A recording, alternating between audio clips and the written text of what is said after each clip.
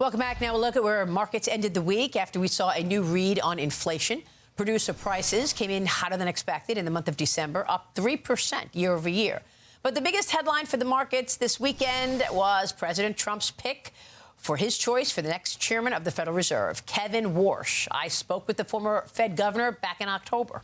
I think their track record is really quite poor in forecasting the growth of the economy from policies like the ones the president put in place. And their inflation forecasts have been terrible, too. That's why they were so late, and that's why we had this surge of inflation that's done the most harm to the hardest working Americans among us. So that track record, I think, still matters, Maria. The reason why most households, most businesses think that inflation is going to still be well above 2% is because that's what the Fed's delivered. I think until there's regime change at the Fed, until there's new people running the Fed, a new operating framework, they're stuck with their old mistakes.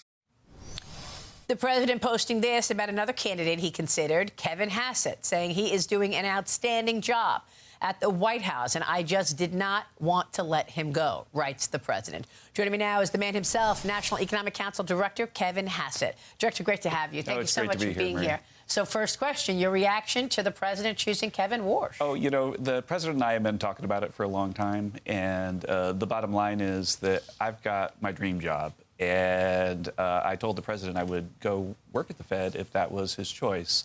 But I'm really, really happy to be staying in the White House. I think it's the right choice for me, for my skill set. The president and I get along so well. I think we'd even miss each other if we weren't in the same building every day. I could say that the conversation yesterday about it when he made the final decision was really, really sweet. And one of the things the president said to me is he said, you know, you never asked for the job. And I told him, well, I'm a very spiritual person. It's true, you know.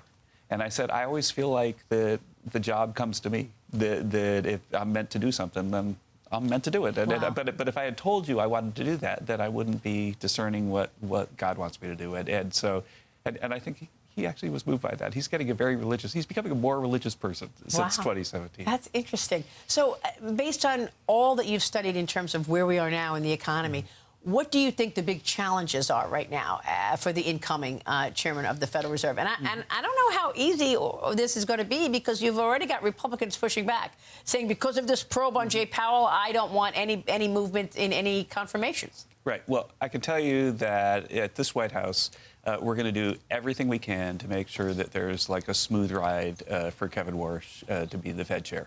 And I understand that there are some senators who have concerns about previous actions and so on, but we're going to study everything carefully to make sure that he gets confirmed.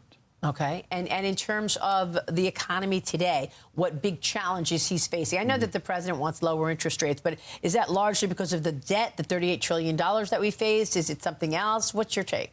Right. Well, my take is that the Fed has been behind the curve. They were behind the curve and they let inflation get out of control. And they're behind the curve now because what we're seeing, and you cover it every day, is a massive supply shock. All this AI stuff is increasing productivity, increasing output, making GDP growth go to the moon. It's over 5%. With a 1.5% penalty from the government shutdown. So it's really like 7%. And it's all supply side driven. And when you get supply side growth like that, it's not inflationary. In fact, it can be deflationary. Because if you imagine if you have a town with one apple tree and all of a sudden you have two apple trees, the price of apples goes down. And so we've got sort of the equivalent of an explosion in apple trees in this economy because of AI. And so that makes it so that the Fed can cut rates a lot. The president says he thinks the rates can be down to 1%. And I think he's got a point if you look at the supply side of the economy. And I think that Kevin Warsh is a good person to go there. He's worked for years very closely with Scott Bessent, who you and I have a very high regard for. And I think that they'll work well together to get interest rates down. What about the AI impact on jobs? Because no doubt this AI efficiencies are going to create losses, job losses. I know there will be new jobs, but still, you're going to see job cuts. We're already seeing it. What's the plan to replace those jobs? Well, what happens is that, don't forget that because of AI and the productivity boom, what happens is that incomes go up, GDP goes up, and so people have a lot more money in their pockets, and then they find other things they want to buy, and people find if their job is dislocated, they'll find new jobs. And so employment is still really, really high. Unemployment is still really, really low. But you're right that AI is making it so that some people's careers are changing. But for the most part, for 90% of the workers of this country, the way we think about what we're seeing in the data is that AI is sort of like having a really good coach right next to you when you're doing your job, rather than replacing you. Let's talk about inflation for a second, because we did get the producer price index, which was hotter than expected. I wasn't surprised, because you look at the month of December and you had gold prices, copper prices, silver prices all soaring to new highs. What's your take on producer prices being up, hotter than expected? And is this, do you think, long lasting?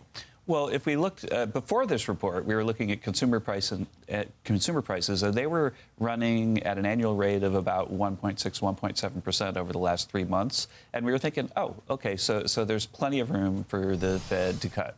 The producer price numbers, if they were to be sustained, would maybe put a little uncertainty under that. But I still think that the U.S. Central bank policy is so far out of whack with the rest of the world, and our inflation numbers are still so close to target, that there's plenty of room for them to cut. So there's plenty of room to cut. Is that going to impact prices on the producer level? I think that the price on the producer level, if they continue to increase like this, if gold goes from 5 to 6 to 7 to 8, then that's a sign of inflation that really the Fed would have to pay attention to. But we don't anticipate that. All right, we will leave it there. Kevin, always a pleasure. It's great to see you, Marie. Thank you so much. Kevin Hassett here.